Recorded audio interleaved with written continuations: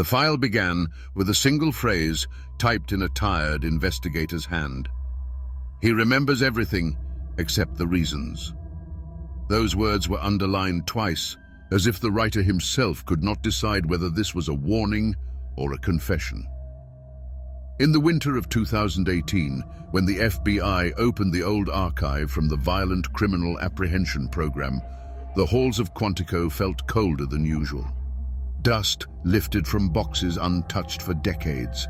Inside them, sketches, dozens of faces drawn with a strangely delicate precision. Women of different ages, bone structures, expressions, hairstyles. None of the pictures were signed, none were dated, yet every portrait stared forward as if alive.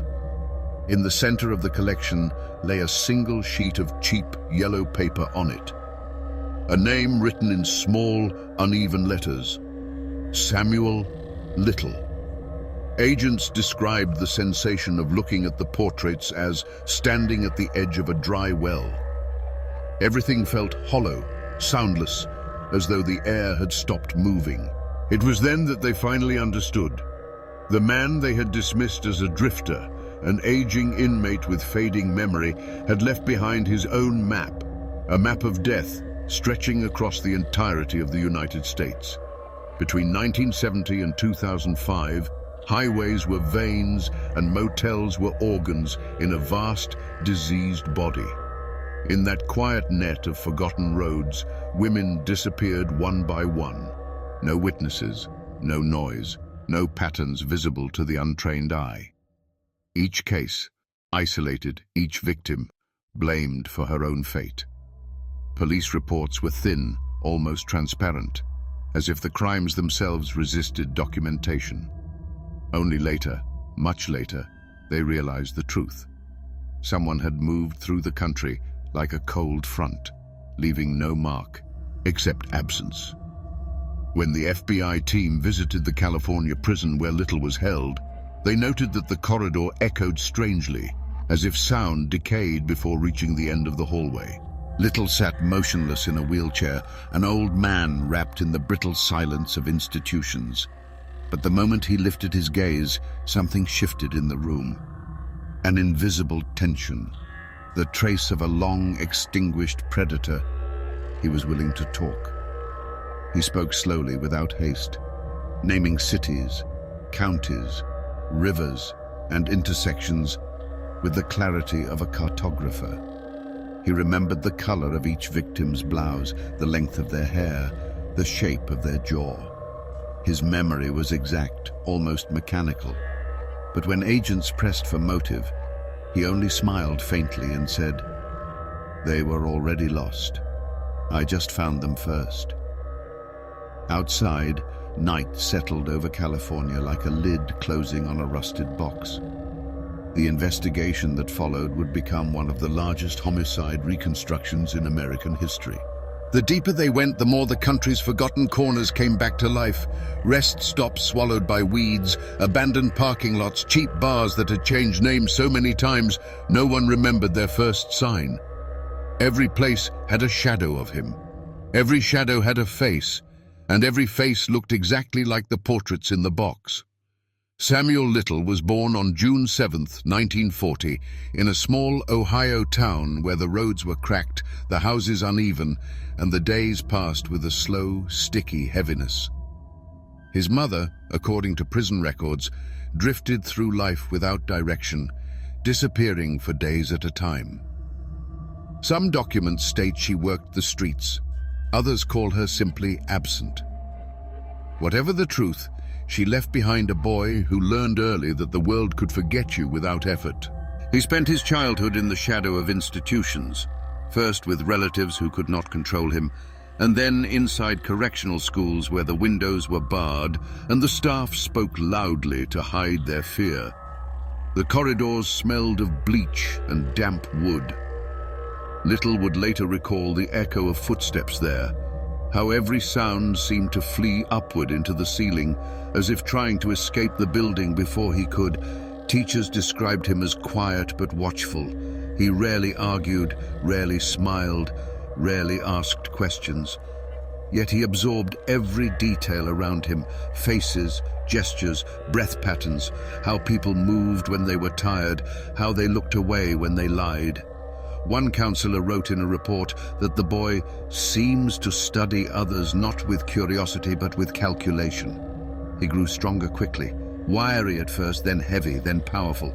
There was something unsettling in how silently he could move for his size, how suddenly he appeared beside others without making a sound. He drifted into petty crime almost naturally. Theft, breaking into houses, slipping through back doors like a shadow returning to its source. But the deeper fracture lay not in his record, but in his worldview. From an early age, Little felt detached from the rhythm of ordinary life. He did not form attachments. He did not understand longing or guilt.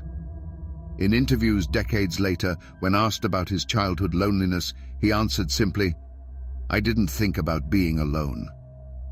I thought about moving." Movement became his refuge. In the 1950s, he left Ohio behind, first hitchhiking, then riding buses, then hopping between states as if following an invisible thread. He slept in hostels, abandoned shacks, empty barns, anywhere that had a roof and silence. Police files from Florida, Louisiana, Maryland all contain his name in minor arrests, usually under different aliases. He flowed through the country like a current. No one bothered to measure. Those who met him during these years all noticed the same unsettling quality, an absence of urgency. Little did not rush. He did not panic. He spoke slowly, acted slowly, observed without revealing emotion. This stillness frightened people without them fully understanding why. Somewhere in these wandering years, though no record can pinpoint the moment, something inside him crystallized. Investigators would later describe it as the formation of predatory instinct. They saw it in how he retold his memories, not in the content, but in the rhythm, the chilling calmness with which he recalled places where people vanished. By the late 1960s, Little had become a man whose presence slipped easily through the cracks of American society. A traveler, a drifter, a bodybuilder with enormous hands and a quiet voice. A man who could disappear for months without anyone asking where he had gone. A man preparing, consciously or not, to enter the long, dark stretch of highway that the world would remember only through the faces he left behind. The murders attributed to Samuel Little did not erupt in a single violent burst. They unfolded slowly, almost musically, across decades, drifting from state to state like a storm that never touched ground, long enough for anyone to understand its direction. Investigators would later remark that his killings spread not in clusters, but in a quiet scatter, leaving behind scenes so similar in posture, yet so distant in geography, that no one imagined they could belong to the same pair of hands. The first confirmed case dates to 1970, though Little himself hinted at earlier attacks. The victim's name was lost for years, an unidentified woman in Miami who vanished after nightfall. Police at the time found nothing but tire tracks and a shallow indentation in the earth where a body had lain briefly before being dragged to a swamp. There were no witnesses, no noise complaints, nothing but the quiet murmur of insects. It was as if the air itself had agreed to remain silent, and Little later confessed that he chose his victims not out of hatred but out of confidence. "I knew they wouldn't be looked for right away," he told investigators. He targeted those who lived on society's edges, women who traveled alone, women with unstable housing, women who trusted strangers because the world had already made them invisible. His reasoning was cold, but not chaotic. He sought control. He sought the moment a life became weightless in his hands. His method never involved spectacle. He left no dramatic signatures, no strange arrangements of objects, no carved messages or theatrical rituals. Instead, he relied on speed, strength, and an almost unnerving calm. Survivors, The few who managed to escape spoke of how he struck without hesitation, how his grip tightened with quiet certainty rather than rage. One woman in Mississippi described his eyes as flat, like he had already decided how the world worked, and nothing could surprise him anymore.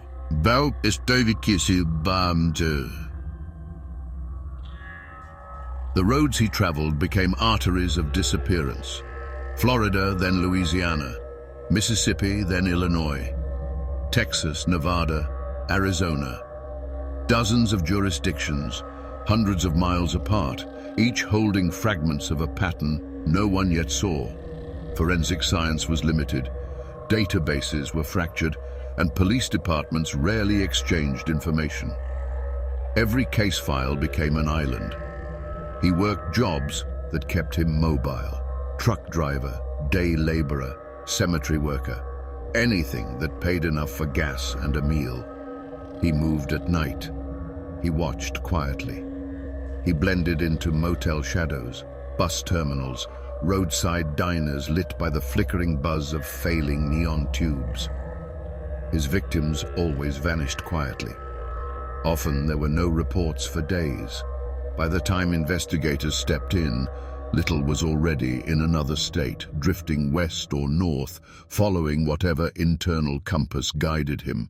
Autopsies described bruising, bone fractures, and the unmistakable signs of strangulation by overwhelming force. One coroner in Ohio wrote that the damage to the neck suggested hands that did not waver. Despite the brutality, he remained almost invisible to law enforcement. He used aliases constantly: Samuel McDowell, Christopher Johnson, dozens more. The fingerprints matched old arrests, but no one connected those prints to the growing list of unidentified Jane Does scattered across the country. To detectives, everything looked local. To Samuel Little, everything was part of a single, long road. As the 1970s ended, Little's confidence grew. His movements became broader, more deliberate. He revisited cities he knew well, scouted new ones, memorized the quiet back roads where no headlights passed for hours. His memory for faces was extraordinary. He could recall victims' features decades later with eerie precision. Even sketch them from memory. Investigators would one day use these drawings to identify the dead. For now, however, they remained only in his mind, catalogued like silent portraits no one else would ever see. By 1980, at least a dozen women had vanished along his route. But there were no task forces, no national alerts, no newspaper headlines connecting the dots. The country moved on with its own tragedies: recessions, elections, disasters, unaware that a man with perfect recall and perfect patience was slowly mapping his own private cemetery across the continent. By the early 1980s, the pattern of Samuel Little's movements became almost mathematical. He circled through the American South, arcing upward through the Midwest, drifting west only to return again, never staying long enough for suspicion to gather. Investigators would later map these routes like migration lines on a biological chart. His killings form no spiral, no symmetry, just a cold, drifting logic of opportunity and instinct.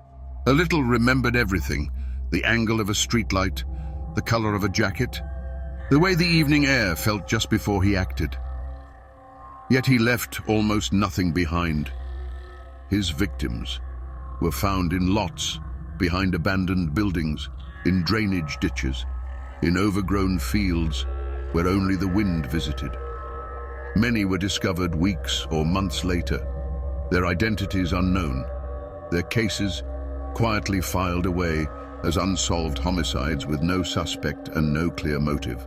One detective in Georgia described it as trying to piece together shadows.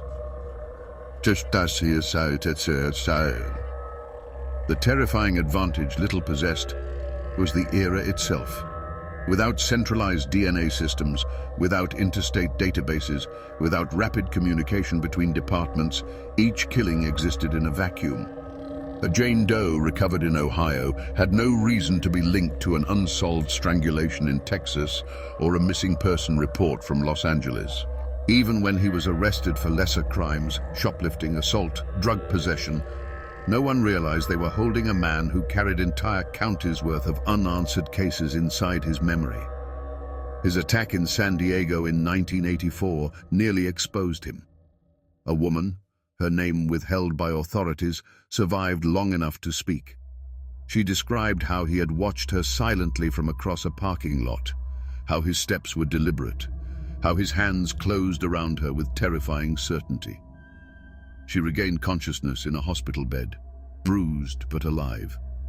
Little was arrested nearby, claiming innocence, claiming confusion, claiming he had simply been in the area. The charges dissolved in a tangle of procedural issues. He left town immediately, heading east, vanishing into the long, restless grid of American highways. That same year, a victim in Kentucky, later identified through his own drawings, matched the description of dozens more. Little's sketch showed her face with haunting clarity, the curve of her jaw, the tilt of her smile, the shape of her hair. This portrait, drawn decades later while he sat in a prison interview room, would help solve a homicide that authorities had given up on. But in 1984, the case was simply closed as unsolved, her identity unknown, her killer labeled likely transient. Little kept moving. The horror of his crimes lay not in dramatic displays, but in their repetition. He did not hunt with spectacle or prolonged cruelty. He attacked quickly. He overpowered with physical strength, honed by years of boxing in his youth.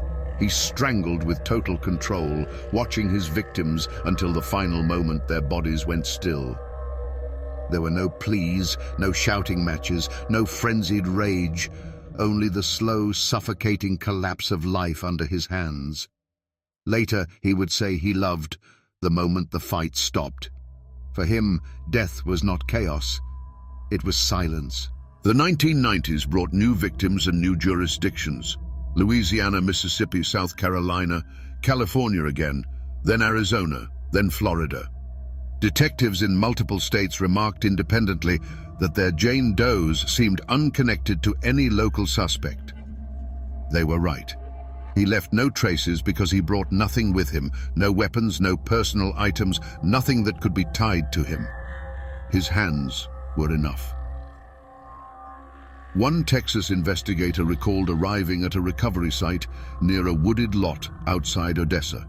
The body had been there for weeks, soil disturbed by animals, clothes pulled apart by weather, nothing to work with. It looked like the earth had swallowed her, he said years later. There were no usable fingerprints, no surviving fibers, no footprints that didn't belong to search personnel. The trail was a void. Throughout the 1990s, Little's arrests continued. Short stints for theft, drunk driving, drug possession, but no one checked him against homicide cases in other states. No one thought to ask why a man his age was drifting constantly, never settling, never forming ties, always passing through. The system had cracks, and he walked through every one of them. By the end of the decade, the number of victims had grown into the dozens. Some he remembered vividly, others blurred together in his recollections. But all had one common thread. He had chosen them because he believed no one else would. He later told FBI analysts, "I picked them because I knew they wouldn't be missed." It was not a statement of cruelty. It was a statement of strategy. He relied on society's blind spots. He relied on the silence around the vulnerable. America continued on as normal. Celebrity scandals, elections, new technologies. While Samuel Little, unnoticed and untracked, quietly constructed one of the largest killing histories in US criminal record. His life was a long road of vanished faces, each one remembered only by him until the day the FBI finally asked him to speak. By the early 2000s, Samuel Little's memory had become an archive only he could access. Rows of faces, moments, gestures, each preserved with unnerving precision. When he spoke about them years later, he described the angle of a street curb from 1972 as if he had stood there yesterday. Investigators would sit across from him and watch as he closed his eyes, searching his mind like a map drawn in shadows. One detective from Mississippi recalled how Little described a woman wearing a yellow jacket the night he killed her.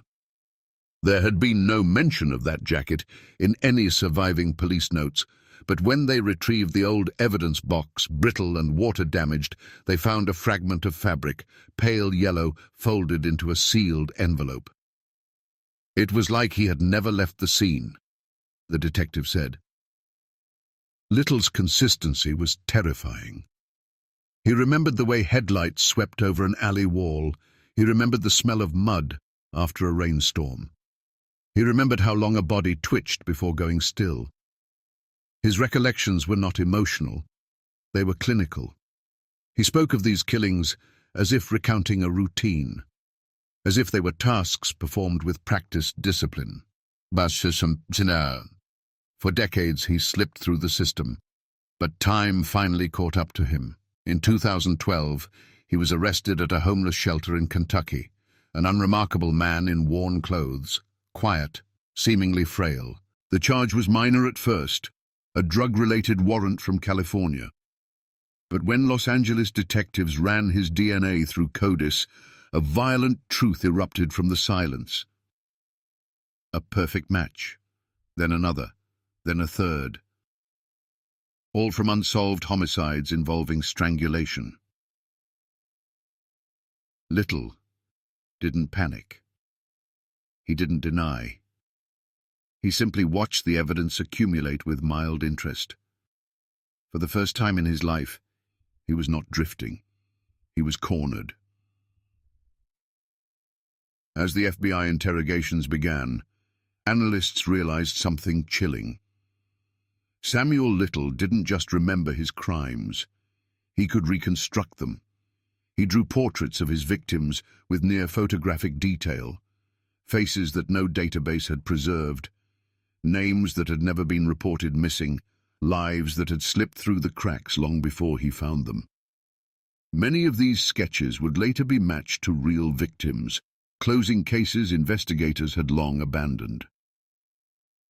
He spoke softly as he explained how he chose them. "I could tell they were alone," he said. "I could see it in the way they walked." He described approaching them calmly, almost gently. He gained trust easily. Moments later, control shifted entirely to him. His method was always the same: overpower, restrain, strangle. It was a pattern as rigid as a machine. There were no outbursts, no unpredictable frenzies. One FBI agent said, "He killed as if he was switching off a light." The horror lay in the efficiency, not the brutality. The interviews stretched for hours. Sometimes he would pause, tilt his head, and smile faintly when a new memory surfaced. The smile was what disturbed investigators most. It wasn't pride. It wasn't satisfaction. It was recognition, as if he were greeting a familiar image from long ago. With each confession, the list grew. Florida, Georgia, Tennessee, Nevada, California, Louisiana. The numbers pushed past 50 confirmed killings, then 70, then over 90. Eventually, the FBI would designate him the most prolific serial killer in U.S. history, with 93 claimed victims, over 60 of which have been verified. What frightened investigators wasn't just the scale, it was how preventable it all seemed. At least 3 times in the 1980s, he had been nearly caught. At least twice, he had been charged but acquitted. In one Florida case, a judge dismissed a serious assault charge after finding inconsistencies in witness testimony. Little walked free that afternoon. That same night, another woman disappeared. Detectives who listened to his confessions described them as, like hearing the wind list a series of disasters. Each victim had been a person with fears, hopes, routines. Each had disappeared into a system not built to track them. Little knew this. He operated within those blind spots like a creature that had adapted to darkness. By 2019, his health was failing, but his memory remained sharp. He confessed not out of remorse, but because he enjoyed revisiting the past. The FBI gave him paper and colored pencils. He produced portraits one after another, sometimes humming to himself. These drawings became one of the most disturbing investigative tools in modern American criminal history. Faces resurrected from oblivion by the man who had taken their lives. Samuel Little spent his final years in a wheelchair, guarded, monitored, no longer drifting through highways and motels. But even then, he carried his victims with him, stored in the dark archive of his mind. He died in December 2020, leaving behind a list of confessions so vast and so detailed that investigators continue matching them to unsolved cases. The loneliest truth of his story is this: many of the women he killed have never been identified. Their names remain unknown. Their stories end in a single line on a cold case file. Victim matched to Samuel Little confession. The final horror is not the scale of his violence, but the silence that once protected him. For decades, the investigations into Samuel Little's killings existed only as fragments scattered across the American map. Local departments closed their case files with the same quiet frustration. No suspects, no witnesses, no clear motive. Every report was a single note played in isolation. No one realized there was a symphony beneath the noise.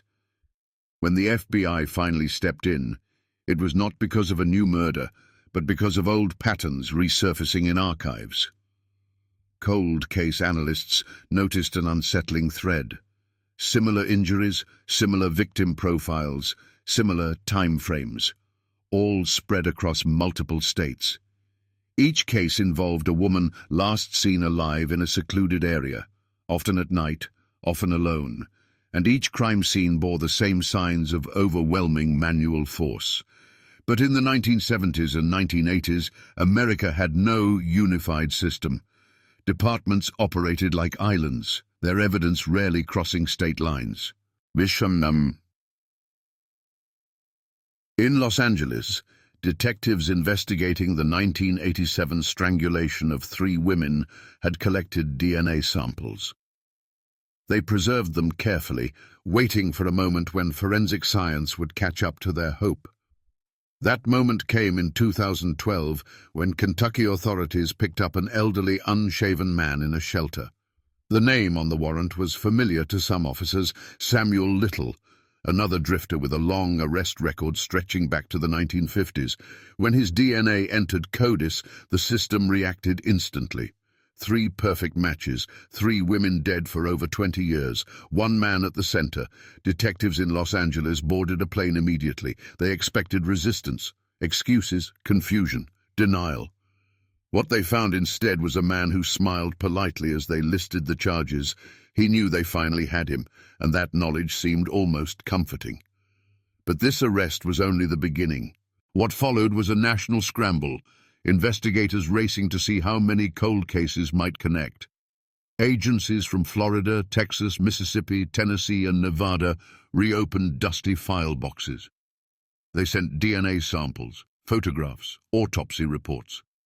For the first time, the scattered puzzle pieces began forming an outline, not just of a killer, but of a decades-long failure to notice him. In Mississippi, Detective Darren Versiga had been trying for years to identify a Jane Doe found near a garbage site in the 1980s. No fingerprints, no dental match, nothing. When news of Little's arrest spread, he dug out the old files, comparing everything: the ligature marks, the estimated time of death, the disposal method. The pattern matched. His heart sank as he realized that this was not an isolated tragedy. This was part of a storm that had been moving through the South, leaving bodies in its wake. Meanwhile, the FBI's Violent Criminal Apprehension Program, VICAP, began compiling Little's known movements. They traced bus tickets, arrest dates, traffic stops, motel receipts. The timeline stretched nearly 50 years, touching over 20 states. The analysts stared at the board in disbelief. Anywhere Little had spent more than a few nights, a body had appeared. They interviewed him cautiously at first. Little slouched in his wheelchair, hands folded, speaking in a soft, almost grandfatherly tone. But the moment detectives mentioned a location, Florida, 1977, Mississippi, 1982, Texas, 1984. His eyes sharpened. He leaned forward. He remembered. He remembered too well. The horror wasn't just in the numbers. It was in the clarity. He described the angle of a victim's face, the make of a car parked down the street, the color of the sky that night. Some detectives later admitted that listening to him felt like being dragged back in time against their will. He made the past vivid, not through emotion, but through precision. And then came the sketches. Sitting in his cell, Little asked for drawing materials. Without hesitation, he began recreating the faces of his victims, not in vague shapes or blurred silhouettes, but with lifelike detail. Eyes, cheekbones, hairstyles, expressions. It was as if he had photographed them in his mind and spent decades developing the images. Investigators spread the drawings across conference tables. To them, it looked like a gallery of America's forgotten. Women whose disappearances had never made national news, whose names had dissolved into lost reports, whose families had long given up hope. Now their faces stared back with heartbreaking clarity, resurrected by the very man who silenced them. The sketches led to matches. Names returned to the nameless. Dozens of families finally learned the truth, painful, unbearable, but finally known. Mothers who had buried empty coffins now had answers. Detectives who had retired decades earlier returned to help, determined to close the cases that had haunted them. But the deeper investigators went, the more monstrous the scale became. Everywhere Samuel Little had traveled, a woman had vanished. Every state line he crossed left another cold case in its shadow. For 30 years, the hunt had never begun, because no one knew they were supposed to be hunting. The real breakthrough in the investigation came not from physical evidence, but from the way Samuel Little spoke. Detectives noticed that the more they allowed him to talk, the more the memories spilled out, but never emotionally, never remorsefully. His voice remained steady, controlled, almost peaceful, like a man recounting a long journey rather than decades of murder. It was this eerie calm that allowed interrogators to guide him gently, extracting details that had been dormant for 40 years. The FBI built a memory map, charting his movements based solely on his descriptions. It became clear that Little was not wandering aimlessly. He moved in deliberate loops across highways, returning to familiar cities months or years apart. He remembered where alley lights flickered, where abandoned lots offered cover, where drainage ditches ran deep enough to hide a body. His mental geography was more accurate than most city records. Detectives flew in from all over the country, Ohio, Tennessee, Texas, Florida, each hoping to solve the cold cases that had haunted their departments. They brought old photographs, weathered autopsy files, and missing persons lists. Many expected Little to deny involvement. Instead, he pulled the photos closer, squinted and nodded slowly. "Yeah, I remember her." Sometimes he would give a name, sometimes just a place, sometimes a single detail, a chipped tooth, a blue jacket, a broken heel on a shoe. Those details almost always matched the original reports, even ones investigators had forgotten. But the horror grew deeper when agents realized that many cases had never been documented at all. Entire victims vanished without ever being reported missing. Little pointed to sketches he made and said, "Nobody ever looked for her." Detectives later confirmed that in multiple cases, families had not filed reports. Some victims had been estranged from relatives, some transient, some living alone without anyone to notice their absence. The investigators' briefing room soon became a landscape of grief maps, covered walls, lined with red pins stretching from California to Florida. Each pin represented a confession, a sketch, a case file, or in some instances, only a memory of a woman whose body had never been found. As one agent said, it was like watching an entire generation of victims emerge from the shadows. Meanwhile, interviews grew darker. Little shifted in his wheelchair, eyes half closed, recalling nights with perfect clarity. His descriptions focused solely on control. The moment he seized, the moment resistance stopped. The silence afterward, detectives noted how he described the act not as violence but as overpowering, taking charge, ending the struggle. It was clear his gratification came from dominance, not chaos. One particular confession shook the room, a murder from 1975, in which Little led investigators to a remote highway embankment in Mississippi, a place untouched for 40 years. There was nothing left but soil and invasive weeds. Yet the location matched exactly with his original account from the 1980s. Long before GPS or databases, it was like the ground remembered him, an officer said. Victim identification units worked relentlessly, matching Little's portraits to decades-old missing persons bulletins. The drawings became a nationwide call for recognition. Families phoned tip lines, recognizing daughters, sisters, cousins. Some victims were identified within hours. Others took months of cross-referencing dental records, arrest photos, and forensic reconstructions. Yet for every identification, 2 new confessions emerged.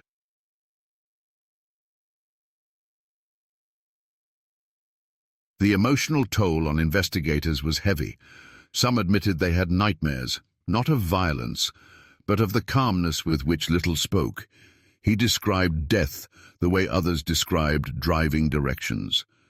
And because his memories were so precise, officers found themselves transported decades into the past, visualizing moments they had never witnessed. At times, detectives had to pause interviews because the weight of the revelations became unbearable. But they pressed on, because for many families, these confessions were the only chance for closure. Little became, paradoxically, both perpetrator and historian of his own crimes.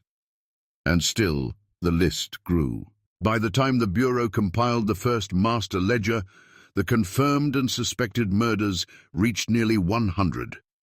In briefing sessions, silence filled the room when the true scale finally hit. America had been searching for dozens of killers, but there had only ever been one. As the investigation expanded into a national operation, surviving witnesses began to come forward. Women who had escaped Samuel Little decades earlier, but had never been believed, their stories aligned with disturbing precision. They described being approached calmly, conversationally, with no sign of threat. Then, in an instant, his demeanor shifted, a grip tightening, a burst of overwhelming strength, a rapid loss of control. Many had fled barefoot, bruised, disoriented, certain they were moments from death. Some had reported their assaults to police in the 1980s, but without physical evidence or consistent testimony, their cases were dismissed or mishandled. One woman in San Diego said she felt like a ghost screaming into an empty room after her report went nowhere. When the FBI contacted her again nearly 40 years later, she wept. Not because she remembered the attack, but because someone finally believed her. These survivors became key witnesses. Their accounts filled critical gaps in Little's timeline, corroborating his confessions and establishing the consistency of his methods. They described how his mood never changed, how his breathing remained steady, how he seemed almost detached from the violence. "It was like he'd already rehearsed it," one said. As the case reached national attention, the public struggled to comprehend how such a prolific killer had gone unnoticed. The answer, investigators admitted, was painfully simple. Little had targeted those society already ignored. His victims were women living on the margins, those who moved often, worked unstable jobs, lived without strong family ties. Some were homeless, some battled addiction, some simply lived alone. When they disappeared, the world moved on without them.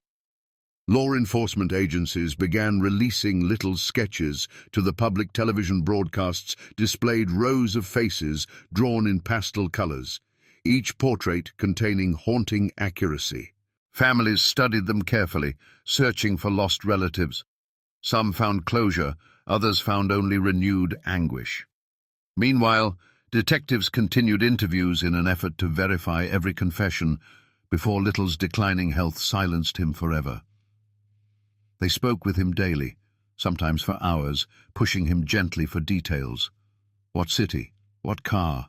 What road? Which month? What landmark was nearby? Each answer brought another case back to life. In 2019, the FBI officially declared Samuel Little the most prolific serial killer in American history, a man responsible for at least 60 confirmed murders, with more than 90 confessed. Experts believe the true number may be higher. Even as the death toll grew clearer, one question lingered. Why talk now? Little offered no remorse, no apology, no justification beyond a cryptic explanation. "I just wanted to remember them. I got a good memory." Some investigators believed he enjoyed the attention. Others thought he saw confession as a final act of control, the ability to shape the narrative of his crimes before death claimed him. In late 2020, his health collapsed. He was transferred to a hospital bed inside a California prison, surrounded by medical equipment instead of detectives. In his final lucid moments, he hummed softly, as if recalling another memory, another road, another forgotten face. Then, quietly, the most prolific killer the United States had ever known slipped away. But his legacy did not. His sketches remained. His confessions remained. And across the country, investigators continued matching victims to his memories, sometimes solving cases that had been cold for half a century. In the end, the hunt for Samuel Little came too late to stop him. But not too late to give names back to the nameless, and not too late to teach future investigators that silence is the most dangerous camouflage a killer can use. When the confessions became public, America struggled to process the scale of what had been revealed. Reporters flooded police departments nationwide, demanding answers. How did this happen? How did no one see him? How could the most prolific murderer in the country walk among us for half a century? Detectives, exhausted and hollow-eyed, repeated the same truth. He hid in plain sight because the world wasn't looking. Newspapers printed sketches, timelines, maps covered in red dots. The public saw the magnitude. Investigators saw the gaps still yawning open. Even as matches increased, there were countless victims who remained unidentified, women whose lives left no paperwork, whose families had scattered, whose final resting places were never found. Cold case detectives began receiving phone calls from families who had long doubted official explanations. "My sister ran away," they had been told. "Your mother chose to disappear. Your daughter must have started a new life."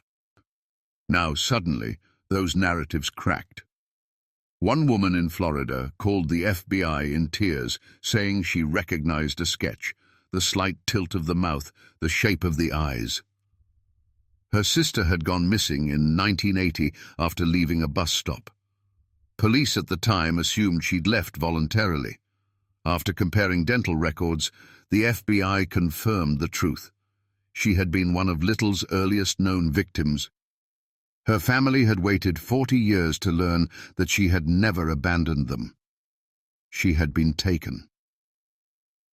In Ohio, a detective stared at a sketch of a woman with short curls and wide-set eyes. It matched a Jane Doe found in a drainage ditch in 1983. For decades, she'd been labeled unidentified female. With Little's confession, she became Mary Jo Payton. The detective who had worked her case in the 80s returned from retirement when he heard the news. He stood quietly at the updated caseboard, whispering, "We've finally got you home." The emotional weight on investigators intensified. Each identification brought closure, but also reopened wounds. Families who had mourned an absence now had to mourn a death. Some relatives refused to believe Little's confessions at first, not because they trusted his denial, but because the reality hurt too much. Others demanded to speak to him directly, hoping he could answer the question that haunted every family. Why her? But Little never gave reasons. His replies were always cold, procedural. She was alone. She trusted me. I had the chance. He had no ideology, no manifesto, no psychological complexity he cared to share. For investigators, this was perhaps the most disturbing truth. He killed simply because he could. Meanwhile, police departments across the country were forced to confront their own failures. Reports from the 1970s and 80s were re-examined, revealing patterns of neglect, underfunding, and systemic bias. Many victims had been dismissed due to their lifestyles or backgrounds. Some missing persons reports had never even been filed.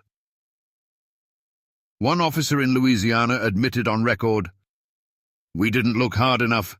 We didn't look at all." This national reckoning led to new protocols for cold cases, improved forensic databases, and greater collaboration between states. It was a rare moment in law enforcement history. Change born from the legacy of a single killer. But even as the system evolved, the darkness of Little's past remained. Investigators struggled with the knowledge that for every answered question, a dozen more lingered. How many victims were lost forever? How many bodies had decayed in remote swamps, deserts, lots, or ditches? How many families still waited unknowingly? As the federal task force continued its work, one chilling realization became clear. Samuel Little's crimes were not just a story of murder. They were a story of disappearance. He had erased his victims not only physically, but socially, bureaucratically, even historically. Undoing that erasure became the mission of Part 5, to give back what he had taken: names, histories, identities, and truth. The deeper the investigation went, the more unsettling the truth became. Every time detectives believed they had reached the edge of Little's timeline, another confession widened the map. He spoke about victims with pinpoint detail. Yet, some of the places he described had changed entirely. Motels had been demolished, forests cleared, roads expanded, entire neighborhoods rebuilt. It was as though he was recalling a ghost version of America. To verify many of his claims, investigators traveled to the exact locations he described. They stood on cracked sidewalks, beside abandoned warehouses, beneath overpasses humming with modern traffic. In some cases, Little identified the precise spot where he left a victim, even though 4 decades had transformed the landscape.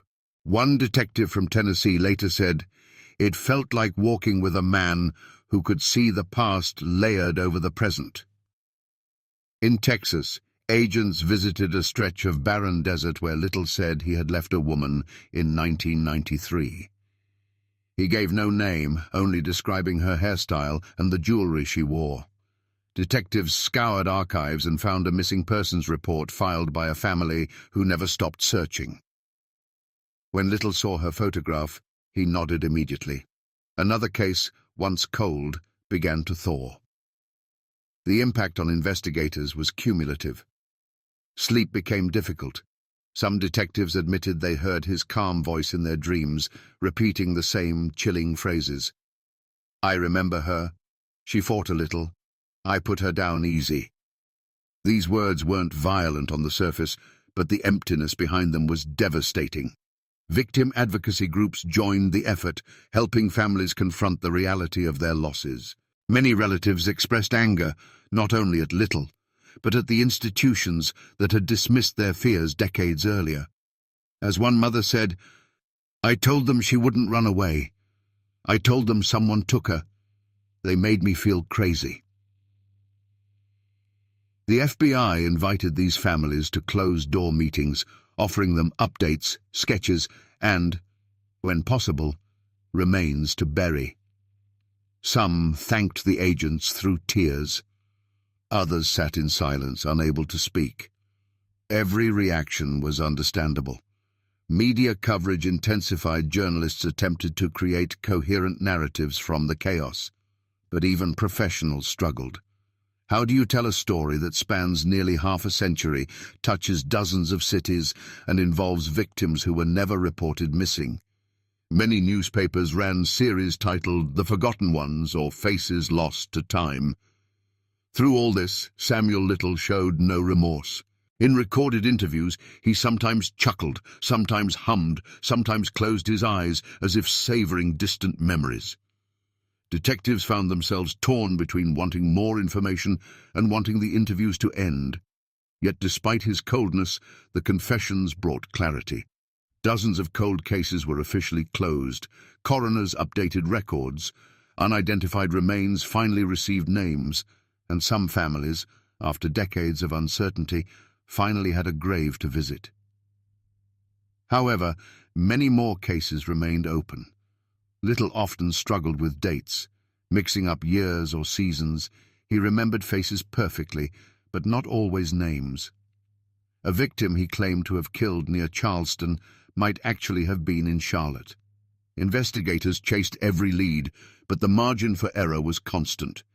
Even so, they pressed forward, because behind every sketch was a real person lost to time, and every match was a small victory against oblivion. By 2020, the national investigation had grown into one of the largest collaborative efforts in FBI cold case history. Over 40 field offices exchanged data daily. Local departments sent photographs, dental records, DNA samples, and missing persons files older than some of the agents reading them. The operation was relentless, fueled by the knowledge that time was running out. Samuel Little's health was deteriorating fast. Detectives knew they had limited days left to extract as much truth as possible. Interrogations became a race against his failing body. He sometimes drifted into sleep mid-sentence, only to awaken minutes later and resume his story as though no time had passed. Nurses wheeled him in and out of interviews, adjusting tubes and monitors around him. It was a chilling image. A frail old man surrounded by agents who knew he was responsible for more deaths than any murderer in U.S. history. Each day brought new confessions. Some were precise, some vague, some devastatingly clear. He recalled the angle of a victim's head as she fell, the shape of a tree branch he parked under, the crack in a curb where he once stood. Agents documented everything, cross-referencing every detail with historical city maps, weather archives, and missing persons logs from the era. The more he confessed, the more one terrifying truth solidified. Samuel Little had never stopped because no one had ever been close to catching him. He had outlived victims, investigators, prosecutors, even entire police departments.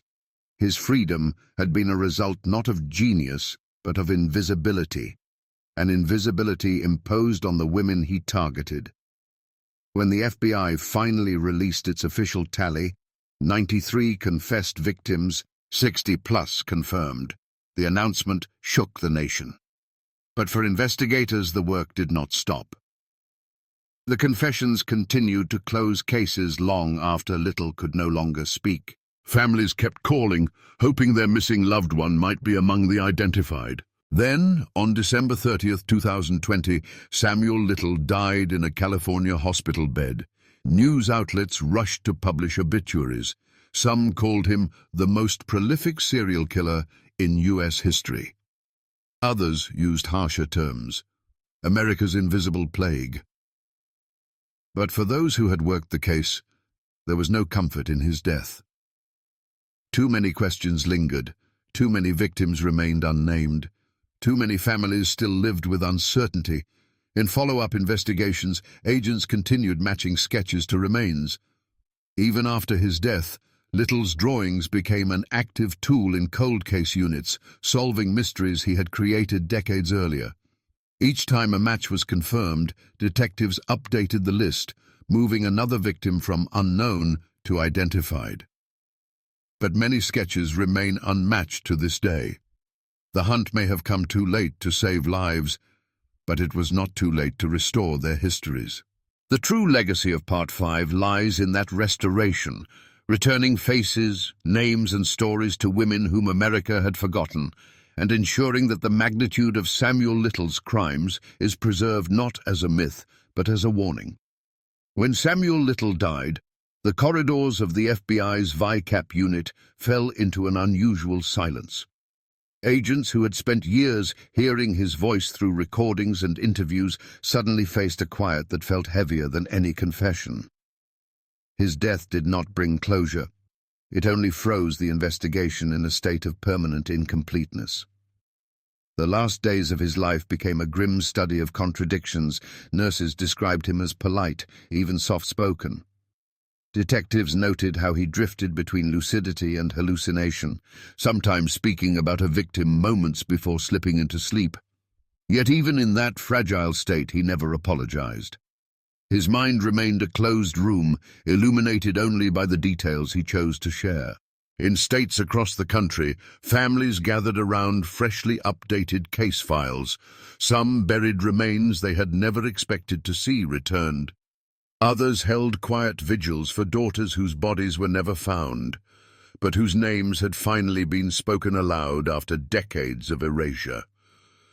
The grief was layered, part mourning, part relief, part anger at a world that had ignored them.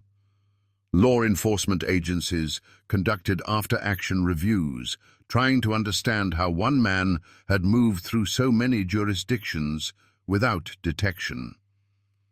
The findings were blunt: fragmented communication, under-resourced departments, and systemic disregard for vulnerable victims. These failures were not abstract. They were the reason Samuel Little had been allowed to continue. At the same time, something unprecedented happened. Police academies began teaching his case as a turning point. Not for the darkness of his crimes, but for the necessity of reform, cold case protocols evolved. Cross-state databases strengthened. Missing persons units received new funding. Little, who had thrived in the blind spots of the system, inadvertently forced the system to see. But for those who had faced him directly, his death carried a different meaning. One Texas Ranger, who interviewed him dozens of times, stood at his desk, looking at an old sketch Little had drawn. "He took their lives," the Ranger murmured, "but he won't take their names." In Cleveland, a detective lit a candle beside a board of photographs. Victims identified through Little's confessions. She had spent 2 years tracing fragments of his memory through abandoned roads and forgotten counties. When she heard of his death, she said only, "Now, the rest is on us." And so it was. Even without his voice, the investigation continued. New matches emerged through DNA technology, aging fingerprints, and the slow, persistent work of comparing old photographs to his sketches. Each identification, rewritten in an evidence log, was a small victory against the void he had created. Yet dozens of women remain unnamed, silhouettes in his recollection, erased by time, but not forgotten by those who still search for them. As the first year after his death passed, a memorial wall was quietly assembled in an FBI conference room. 93 sketches pinned in rows, each one a reconstruction of a life he had tried to extinguish from history. Agents walked past it daily. It was not a tribute to him. It was a reminder of them. In the end, Samuel Little's story became a study not in evil, but in the consequences of indifference. He exploited every gap, every unfiled report, every overlooked disappearance, every assumption that certain victims mattered less. His reign endured not because he was clever, but because the world allowed shadows to accumulate. The final accounting of his crimes is not measured by the 93 he confessed to or the 60 confirmed through evidence. It is measured by those who remain missing, the women whose names may never be restored, and the lessons carved into the structure of modern investigations.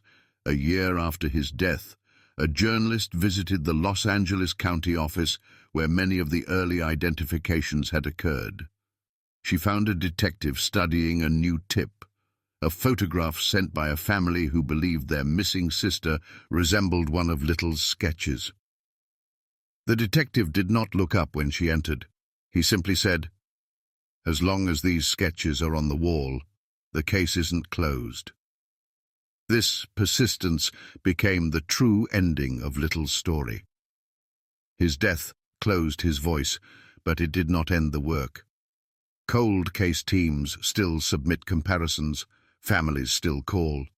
New forensic methods continue to breathe life into evidence once considered unusable. And every time a victim is identified, the story of Samuel Little becomes less his and more theirs. In 2022, an unnamed Jane Doe from Mississippi was finally matched to one of Little's sketches through familial DNA. Her relatives, who believed she had started a new life elsewhere, learned the truth 4 decades late. They held a memorial service in a small church, placing her photograph, once only a drawing, on the altar. When the ceremony ended, her sister whispered, "We found you." Moments like this became the real legacy of the investigation, because the true final chapter is not about Samuel Little's death. It is about the restoration of those he tried to erase. Their stories, once scattered across time and geography, now form a map of perseverance, a testament to families who never stopped searching and investigators who refused to let the cases fade. Little hoped the world would forget his victims. Instead, his confessions forced the world to remember them. And so the story closes not with him, but with the names, the ones known, the ones still unknown, and the ones yet to be found.